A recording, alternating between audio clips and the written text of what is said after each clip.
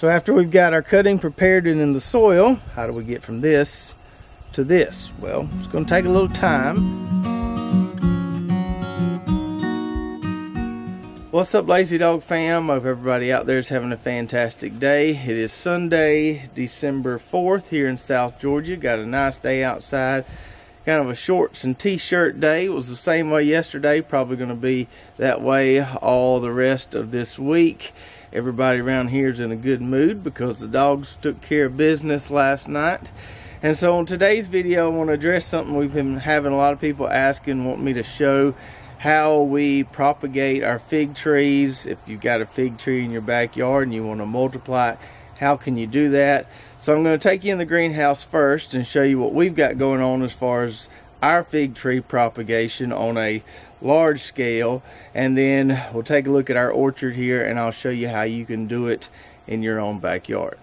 Now before we go in the greenhouse here, let me just state this. If you're just wanting to propagate a few fig trees in your backyard, don't do it like I'm doing it in here. In here, we're doing some experimentation. We're seeing just how many fig trees we can grow out in this little 10 by 16 greenhouse. We're being pretty frugal as far as the size of our cuttings. So testing a lot of different things in here. This is not the way you want to do it if you're trying to do your own fig trees in your backyard. I'm going to show you that later in the video. So just know, don't try to replicate this. I'm going to show you a way to be much more successful on a smaller scale. So in our little 10 by 16 greenhouse here, if we total up everything on both sides, we have somewhere between 1,450 and 1,500 little fig cuttings that we're trying to root and turn into larger fig trees. Now this shelving up top here is what came with the greenhouse, but to give myself a little more space, I've added these dunnage racks down here at the bottom. Got two on this side, one on the other side, and that gives me a lot more space in here in the greenhouse. Basically allows me to double my space, and these have worked out really well, having these in here sitting underneath that top shelf. Now you'll notice on both sides of the greenhouse I don't really have anything close to the far end on either side. So I learned something about this greenhouse this year. Should have picked up on it last year, but it took me 2 years to really figure it out. So that end of the greenhouse, right towards the edge there, just the way the light hits it, gets pretty warm, gets a lot warmer than it does in the middle here. And last year I lost a few fig trees. They had rooted, formed some leaves, and then they just died, and I didn't really know why. Well, it was because it got so hot over there on that end. And so I'm not putting anything real close to that end because it stays so warm over there. But now that I know that, that helps me out. You know, early next year when we start doing tomatoes and peppers and it's still pretty cold outside, I know I can put them over there on that end and generate a little more heat than I would have standing in the middle where I am right now. So we've got several different stages of growth in here, from these LSU tiger cuttings that I started about a month, maybe a little over a month ago, to some of these down here that I just started within the last week. I wanted to be sure to get them all done by the end of November. That way I could be done with this part of the puzzle and then just kind of take care of them as they go. So these here are looking pretty good. Now you can take two cuttings from the same branch and they may start putting on leaves and roots at different times, and that's why you see kind of variable growth rate there. They don't all take the same way or in the same amount of time, but so far it looks like we're having a pretty good percentage rate as far as what's taking. Now if we contrast those with these here, this is the GE Neri variety. That's the one that makes that really fast growing, really massive fig. Started these about 3 weeks ago, I think, and already starting to see some leaves on some of those. Not all of them, but I like what I'm seeing so far. So once those fig cuttings form some leaves, form some roots, and get a nice root ball established in that 2.5 inch pot, that's when we'll start stepping them up to these tree pots here, and this is what we'll ship them in. So if you order a tree from us next year, it'll come in a pot like this with a pretty dang good root system attached to it. So if we go through all these varieties real quick, like we've got LSU Tiger right there, GE Neri right there, got Canadria right there that we just started last week. Down here we've got variety called White Marcel. Those are coming along good. Got a couple trays of lots of different varieties with just a few cuttings per variety. I'm using those to expand my orchard and selection. If we come over here to this side, we've got some Violet de Bordeaux. We've got a few Olympian cuttings, LSU Gold, Mary Lane Seedless. Got a little bit of Brown Turkey down here, Italian 258, Black Malta, LSU Purple, and Improved Celeste. So as far as what we'll have on our website next year, as it stands now, looking at about 13 different varieties, and then just given my estimated take percentage on these cuttings here, looking at probably anywhere from 30 to 100 trees per variety. That will vary greatly from one variety to the next. Some we have a lot bigger trees, we can take a lot more cuttings. Some of the trees are a little smaller, can't take as many cuttings. Some root a lot easier than others, and that's why we'll have just a few of some varieties and then a lot of some other varieties. So back outside the greenhouse here, let's talk a little bit about pruning fig trees, and I'm going to show you how to take a cutting, what to do to that cutting to ensure your highest chance or percentage of success that that cutting will become a new fig tree. Now, one of the many great things about fig trees is that once established, once they have a nice root system in the ground, you can prune them however you like. They're pretty tough and they're always going to grow back. With some of these established trees right here, I could take a chainsaw and cut those almost to the ground, and you'd be surprised, most of them would still grow back. Now obviously I'm not going to do that, but that tells you that you can just be aggressive as you want to when you prune these things, or you can just let them grow out as big as they're going to get. Now on my trees here, obviously I'm pruning them to take cuttings to propagate more trees. But the only other reason I ever prune mine is just to keep my mowing lanes clear. So if I've got one tree that's got a limb sticking way out here that's going to hit me in the face every time I run along there with a lawnmower, I'll probably get rid of that limb. But besides that, I'm trying to maximize growth on mine, so I don't really prune them back unless I have to. Now I did do a little bit of experimental pruning on a couple of these Mary Lane seedless trees this fall. So this particular variety likes to get really tall and grow straight up. But I wanted to see what would happen if I cut off some of that tall growth, see if I could get more of a wider tree there. So that's what we're doing with that one. We'll see what happens. Still got several of the tall Mary Lane seedless trees down there that we're just going to let grow and grow. Now another reason to prune them would be to try to keep them on a single trunk like this. You see I don't have a lot of branches coming out of the bottom of that one. Just looks like a standard tree. But most of the fig trees that I've ever grown try and grow like this. They have a bunch of kind of main trunks coming out the bottom there, not a single dominant trunk. So if I wanted to, on this LSU Tiger tree here, I have a main trunk down there below where all this branching starts. I could cut off all those side branches there and have a nice single dominant trunk coming up there before I start letting it branch out. But I'm not going to do that. It doesn't bother me here, so we're just going to let it branch out as much as it wants to. But you could do that if you wanted. Now another reason to prune the fig trees would be to protect it from really cold temperatures. Now down here in South Georgia, I don't ever have to worry about mine. It doesn't get cold enough down here to kill a fig tree. But if you live north of us, that may be something you have to worry about. So if you're going to need to cover the tree, it's going to be hard to cover this real big expansive tree. You may need to keep it pruned back so it's easier to cover. Obviously pruning it back is going to compromise a little growth, probably not going to get as much production, but that's better than losing the whole tree, right? Now earlier I alluded to the fact that we don't start cutting on these trees until they get well established, got a nice root system in the soil. So this is a Canadria tree we planted earlier this year.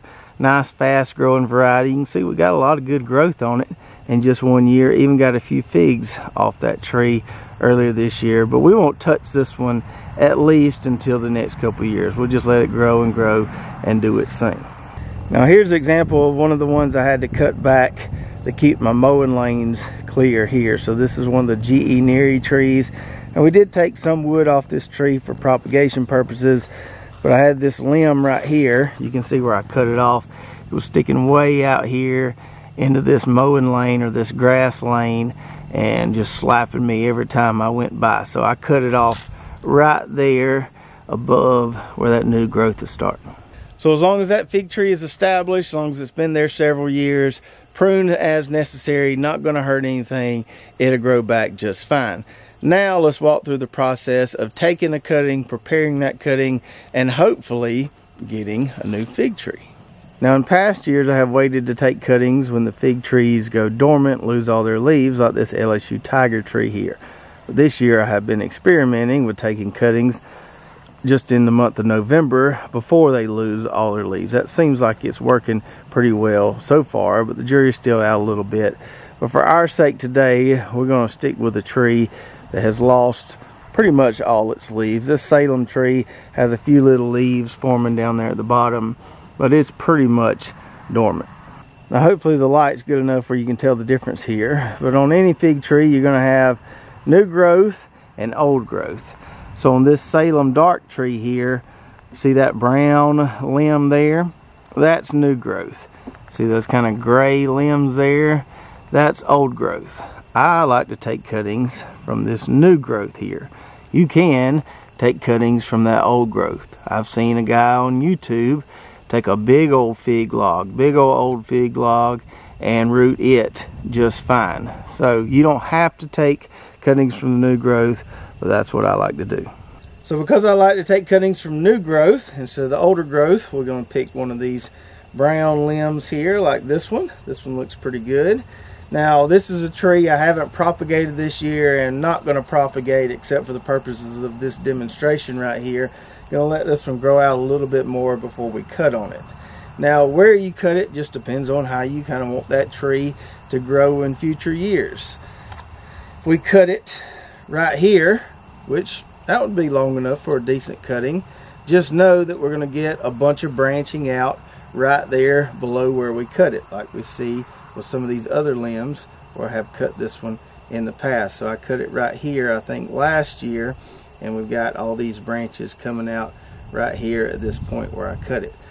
For this limb right here, I'm going to go ahead and cut it down here, just like that. And that would probably be enough for at least 2 good cuttings. Now remember what I said earlier about don't try to do what I'm doing in the greenhouse right there. If I were to take this piece of wood right here, I could probably make 4 cuttings out of it and maybe get 4 fig trees, at least 3 fig trees, but don't do that. I'm going to show you the way to ensure that you are successful getting this thing to make a new tree. And where I was going to show y'all how to do this, it appears we got somebody lounging around here. Tiger, gonna get up. I got to show them how to root a fig tree. So first let's take a look at the anatomy of a fig cutting here. So along this cutting we took, we have different nodes. There's one there, there's one there, there's one there, and each node we have a scar, and then we have an area where the bud is going to form. Now we know which direction this particular piece is supposed to go into the soil because we can still see the tip right there. But what if you're out there taking a bunch of cuttings and then you get back and you're like, well, how do I tell if this cutting is right side up or upside down? Well, you always look at the scar there. So the scar should be below where the bud is going to come out. Use that orientation to tell you how you should stick this thing into the soil, or which end of the cutting should go into the soil. Now if you do as many fig cuttings as I've done in the last month, you're probably going to lose your focus at some point and end up putting at least one of them upside down, and that's what I have done here. You can see the scar is on top of the bud. We've got the bud coming out here below the scar instead of above the scar. That's how we know we put it in there upside down. These leaves are growing down instead of growing up. And I don't know if there's anything I can do to really save this one. Probably not going to try to save it. But that shows you what happens if you put them in there upside down. So we've got our piece of wood here that we cut from that Salem tree. And this piece here is probably about 16 inches long. Yeah, we could just try and root this whole piece, but we can probably get multiple trees out of this. So I'm at least going to cut it in half. And when you go to cutting these bigger pieces like this, You want to make sure each piece you cut has plenty of nodes on it, or plenty of places where a bud could come out. I'm just going to cut this one in half for the purposes of this demonstration. So that'll give me 1, 2, 3, 4, 5 buds there, and then 1, 2, 3, 4, at least 5 there. So we're going to cut it in half right there. So now we've got 2 pieces. Now on this piece we don't have the growing tip anymore, so we're going to have to use those scars and buds there as a reference to tell us whether we should put it into the soil this way or this way. This piece here, we still have the growing tip, but I'm actually going to take that off. So in doing as many of these as I have done lately, what I have found is that these cut pieces here tend to root and do a lot better than these tip pieces here. But I figured out a way to get the tip pieces to perform as well as these pieces for me. Has a lot to do with this tip here and how it tends to dry out. And so up top right here, it'll dry out, and this wood below it will start to dry out a lot quicker, and it's harder to wrap. I'll show you the wrapping process in a minute. Harder to wrap it so it doesn't dry out at the top. So what I've been doing on these tip pieces is just barely removing the tip there. Don't take a whole lot off, but I'm gonna cut that tip off there, just like this. So there we go. Now when I'm taking cuttings, I always keep me a little pitcher of water nearby to keep these in. So when I go take 30 or 60 cuttings from a particular tree, I take this with me. I have water in it. As soon as I cut them, I stick them in here. Having the cuttings moist is going to come into play when we use our rooting hormone in a minute, but it's just going to keep things from drying out. So I like to keep them in water until I put them in soil. Now if you're waiting several days to start these, just put them in a Ziploc bag, put them in your fridge. But in my case, where I'm taking cuttings and then within the next 30 minutes to an hour sticking them in soil, I just keep them in a little pitcher of water like this. Now as far as the pots go, the taller the pot you use, probably the more successful you're going to be, because you get more of those nodes into the potting media. If you've got some of those tree pots like I showed you earlier, like we ship our trees in, those work really well. Obviously we're using something much different in our greenhouse because we're trying to do something much different. But if you're growing your own trees, try to get a nice tall pot. These here are probably about 5 to 6 inches tall and would work pretty well, but if you had a tree pot, that would work even better. And then as far as the soil itself, I like to use Pro Mix because it holds moisture well, but it doesn't stay too wet, which is one of the things you got to be careful with starting feed cuttings. You don't want some kind of media that stays really moist, can cause things to rot in there. So I use Pro Mix. There's different stuff that other people use. You know, use whatever you have available to you. Don't use anything that has any kind of fertility to it, any fertilizers in it, anything like that, because that will burn the roots, those new roots that form on that feed cutting. So make sure you use something no fertility in it. If you got some Pro Mix laying around, that's going to work great for you. All right, so now we're ready to do the dang thing. We've got 2 pots here for our 2 cuttings that we took. First thing I'm going to do is make a little dibble or hole in this pre-moistened Pro Mix. So I put the Pro Mix in these pots. I wet it down real good before I brought it out here to show you guys. I've got this little stick right here that I like to use. Stick it down in there and just kind of waller out a little hole. And that's going to make sure none of our rooting hormone gets knocked off when we stick our cutting down in there. So just kind of do that, like a little hole or a big dibble down in that pot. And now we just need to prepare our cuttings here. So on my cutting, I can see my scar, my bud there. So I know this one needs to go down in the ground that way. So that's going to be the top, that's going to be the bottom. That's important because we're going to do different stuff to the bottom as opposed to the top. Now the things I'm about to show you as far as preparing this cutting are not things you have to do. Some people will say they're not necessary at all. Others will say they are necessary. These are the things I like to do to ensure I get a good take rate. So you can do these at your own discretion. First thing I'm going to do is come in here and take kind of a diagonal cut on the bottom of this cutting. Just like that. See that there? Just kind of increase my surface area a little bit on the bottom of the cutting. Increase the possible area where roots can develop there. Then I'm going to score it a little bit with my knife here. Just start about, I don't know, 3 inches or so from the bottom and just score it all the way down there. Now the other thing you can do, but you don't have to do, is come take a little sliver off the bottom. Just like that right there. Just try not to cut too much. I may have got too much there. So we've got the bottom of the cutting prepared. Now for the top here, I use this stuff here, this paraffin wax tape. Works really well. All we're doing here is trying to keep that top from drying out too much and having a lot of death in that wood there towards the top of the cutting. So I'm just going to take this tape, which is nice and stretchy. I'm just going to wrap it around here several times, just like that. So that tape sticks to each other pretty good there, and you don't have to worry about inhibiting any bud growth there. The buds will grow right through this stuff. That keeps everything nice and moist at the top.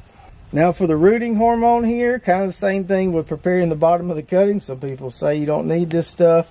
I use it on all of my cuttings. There's a lot of different ones out there. This is a powder. It's called Hormone 2. This is what's been recommended to me by several nursery professionals. There's also some liquid ones out there called Dip and Grow. Quite a few of them out there. I've really had good luck with the Hormone 2, so that's what I use.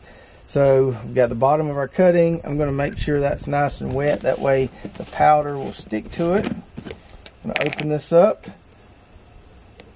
swirl it around in there, and knock some of that off. And you can see now we've got that rooting hormone all over the bottom of our cutting there.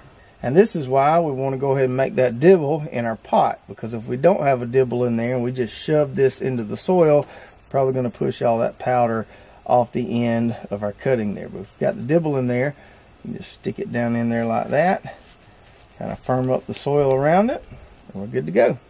So now that you've seen it in slow motion, let's do this next one here a little more faster speed. So make sure I find the bottom there.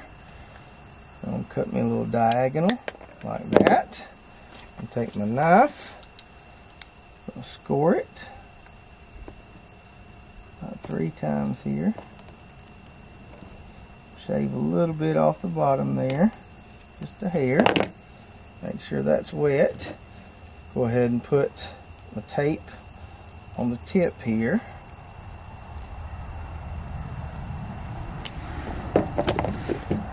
Get a rooting hormone on there.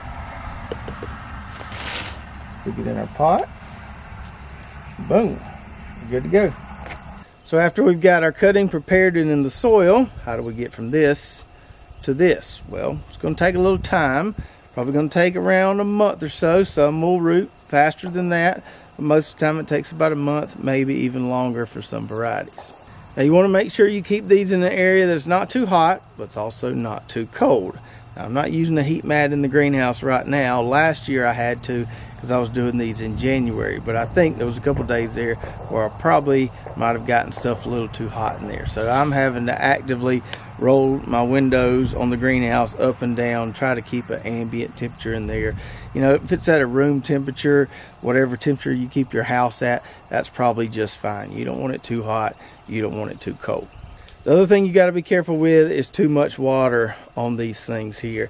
The tendency is to want to overwater them. You don't see anything happen. You're like, well, maybe it's dry. I just need to add more water, add more water.